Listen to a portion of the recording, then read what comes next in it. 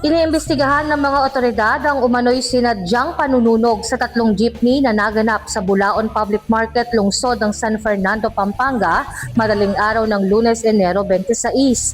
Batay sa kuha ng CCTV ng naturang barangay, bandang alas 3 ng madaling araw nang magsimula ang apoy mula sa isang nakaparadang jeepney na kalaunan ay kumalat at tumupok sa 2 pang sasakyan.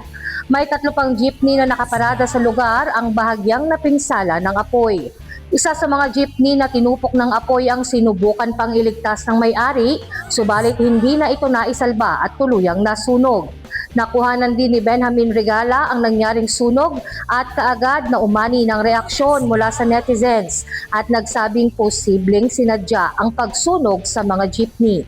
Tinatayang nasa 450,000 pesos hanggang 600,000 pesos ang kabuang halaga ng mga ari-ariang napinsala sa insidente.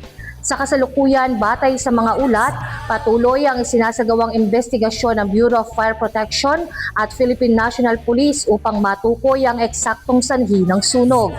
Hawak na rin umano ng pulisya ang lalaking nakunan sa CCTV na bumaba mula sa jeep na pinagmulan ng apoy at agad na lumayo sa lugar bilang person of interest sa insidente.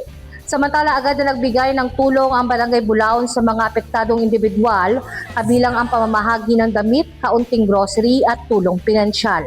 Nanawagan naman si Barangay Captain Laverny P. Gopez sa publiko na kung may nakakita ng kahina-hinalang kilos o may impormasyong makatutulong sa investigasyon ay makipag-ugnayan agad sa barangay o sa kinauukulang otoridad. Patuloy ang paalala ng mga opisyal sa publiko na maging mapagmatsyag at makiisa upang mapanatili ang kaligtasan at kaayusan sa komunidad. Jovelyn Astrero para sa Balitang Unang Sigaw.